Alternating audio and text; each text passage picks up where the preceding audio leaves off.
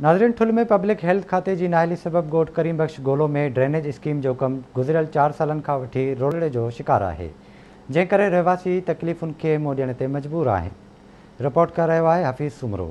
ठुल में public health खाते जी नाअहली जे करे ॻोठ करीमबख्श गोलो जी ड्रेनेज स्कीम जो कम गुज़िरियल 4 सालनि खां वठी रोड़े जो शिकार बणिजी वियो आहे। किरोड़ जी लागत सां 2017 में ड्रेनेज स्कीम मंज़ूर कई वई, जंहिंजो कम 3 सालनि में मुकमल करे ॻोठाणे खे ड्रेनेज जी सहूलियत फराहम करणी हुई, पर ठेकेदार हाकिम दाए स्कीम जो कम अध में छॾे गुम थी वियो आहे, जंहिं ख़िलाफ़ ॻोठाणा सरापा एहतिजाज भरणियल आहिनि। उन हवाले सां ॻोठाणनि आवाज़ न्यूज़ सां ॻाल्हाए चयो त 2017 में असांखे ही स्कीम ॾिनी वई, जंहिंमें पहिरें नंबर ते ड्रेनेज, ॿिए नंबर ते टफ टाइल, टे नंबर ते मिठो पाणी, जंहिंजी हिनमहिल ताईं का सार संभाल न थी आहे।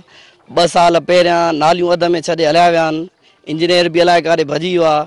असां आला अख़्तियारनि खे गुज़ारिश कयूं था, जंहिंमें DC साहब, AC ठुल, government Sindh, public health department, त असांजी स्कीम मुकमल कई वञे। साईं बिल्कुलु वॾी तकलीफ़ आहे ॻोठाणनि खे। 2017 खां कमु स्टार्ट थियो आहे, हिनमहिल ताईं मुकमल न थियो।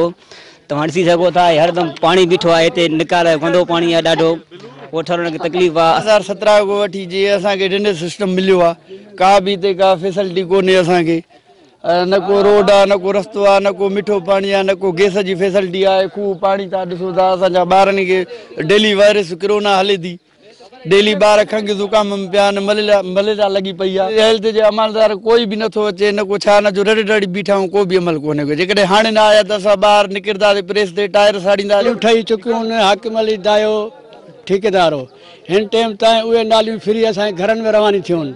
नेकाली न आहे, नालियुनि जी सफ़ाई न आहे, खूह बंदि पिया आहिनि। वठी असांजूं नालियूं लॻियूं, उहे असांखे खूह ठाहे ॾेई उहे पाण गाइब थी विया आहिनि।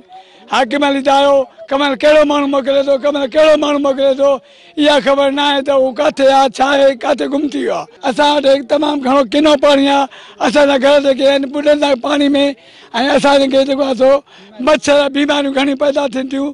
तंहिंजे करे असांखे महिरबानी करे असांखे इहो हिन जो डैमेज जो सिस्टम असां रखियो वञे, पाणी मिठे जो सिस्टम रखियो वञे। काफ़ी साल खां वठी ड्रेनेज निज़ाम मुकमल तौर ते नाकारा बणियल आहे। पब्लिक हेल्थ जी नाअहली जे करे जेको खूह आहिनि उन्हनि जो कमु मुकमल न थी सघियो आहे। उन्हनि मुतालबो कयो आहे त फौरी तौर ते इन खूहनि जो कमु मुकमल करायो वञे, जंहिं असांखे सहूलियत मिली सघे। कैमरामैन मुजाहिद भट्टी सां गॾु हफ़ीज़ सुमरो, आवाज़ न्यूज़।